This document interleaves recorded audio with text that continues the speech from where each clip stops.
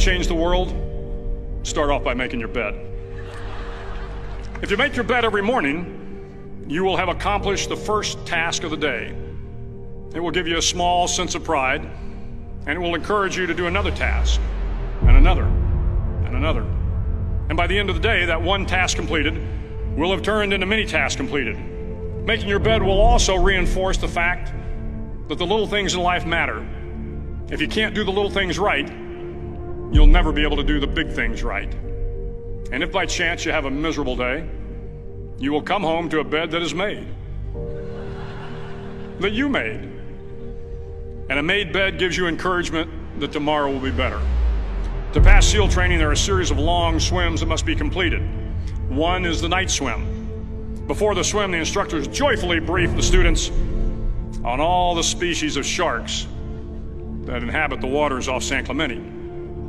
They assure you, however, that no student has ever been eaten by a shark, at least not that they can remember. But you are also taught that if a shark begins to circle your position, stand your ground. Do not swim away. Do not act afraid. And if the shark, hungry for a midnight snack, darts towards you, then summons up all your strength and punch him in the snout, and he will turn and swim away. There are a lot of sharks in the world. If you hope to complete the swim, you will have to deal with them. So if you want to change the world, don't back down from the sharks. Over a few weeks of difficult training, my SEAL class, which started with 150 men, was down to just 42. There were now 6 boat crews of 7 men each. I was in the boat with the tall guys, but the best boat crew we had was made up of the little guys, the Munchkin crew, we called them. No one was over 5'5".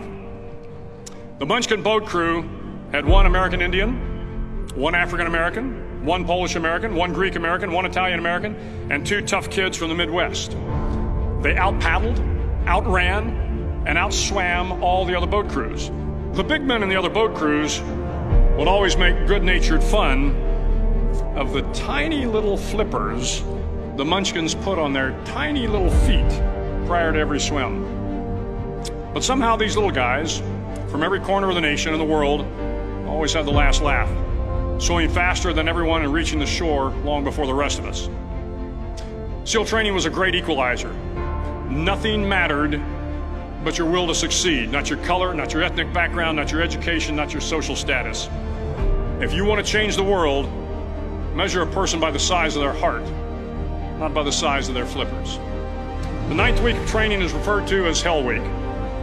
It is 6 days of no sleep, constant physical and mental harassment, and 1 special day at the Mud Flats. The Mud Flats are an area between San Diego and Tijuana where the water runs off and creates the Tijuana Sloughs, a swampy patch of terrain where the mud will engulf you. It is on Wednesday of Hell Week that you paddle down to the Mud Flats and spend the next 15 hours trying to survive the freezing cold, the howling wind, and the incessant pressure to quit from the instructors.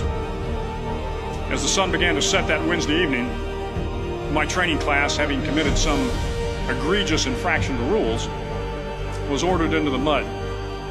The mud consumed each man till there was nothing visible but our heads. The instructors told us we could leave the mud if only 5 men would quit. Only 5 men, just 5 men, and we could get out of the oppressive cold. Looking around the mud flat, it was apparent that some students were about to give up. It was still over 8 hours till the sun came up. 8 more hours of bone-chilling cold. The chattering teeth and the shivering moans of the trainees were so loud, it was hard to hear anything. And then one voice began to echo through the night. One voice raised in song. The song was terribly out of tune, but sung with great enthusiasm. One voice became 2, and 2 became 3, and before long, everyone in the class was singing. The instructors threatened us with more time in the mud if we kept up the singing, but the singing persisted, and somehow the mud seemed a little warmer, and the wind a little tamer, and the dawn not so far away. If I have learned anything in my time traveling the world, it is the power of hope. The power of one person, a Washington, a Lincoln, King, Mandela, and even a young girl from Pakistan, Malala. One person can change the world by giving people hope.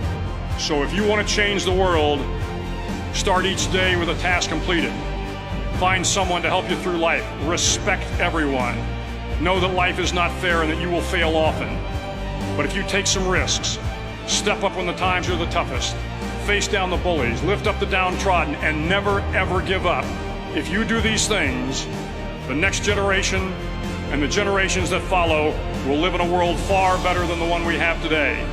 And what started here will indeed have changed the world for the better.